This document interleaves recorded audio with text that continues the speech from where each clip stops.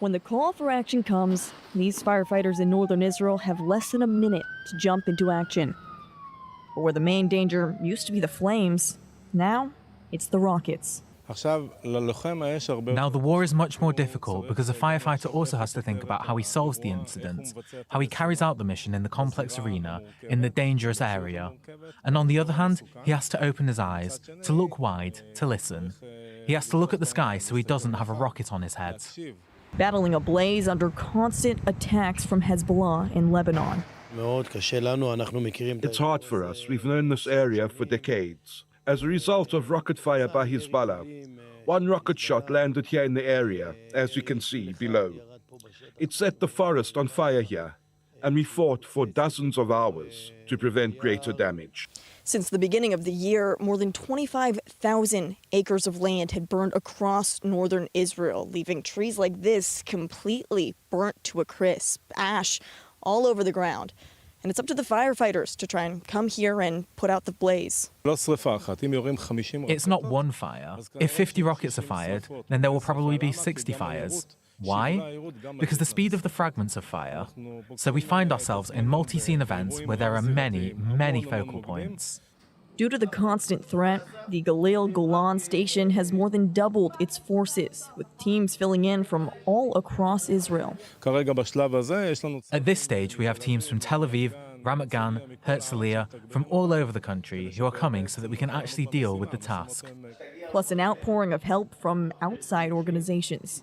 Jewish National Fund USA is the only organization in the world that can actually donate funds towards equipment and fire trucks to the firefighters here in Israel. JNF USA has commissioned 18 new fire trucks across Israel since the beginning of the year. The needs come from the ground to us, and we just help facilitate, make sure that they get the funds that they need in order to be able to purchase the equipment and go out and fight the fires and everything else that they do. For a region surrounded by 3 international borders, Lebanon, Syria, and Jordan, the area is no stranger to attacks from its neighbors. But these past 9 months are unlike anything the firefighters have experienced in the north. The Second Lebanon War was 33 days, a relatively short war compared to today. Compared to the Lebanon War, the intensity here is much, much higher. It's much more difficult. Something different is all the projectiles that are being fired at us today, beyond the rockets that were in the Lebanon War. Today there's the challenge of Katyusha rockets and accurate shooting. And we are operating on the contact line in the settlements close to the border fence. A region where tens of thousands of residents have been evacuated for months. All the houses are empty, but there are soldiers in these areas, and we have to protect them.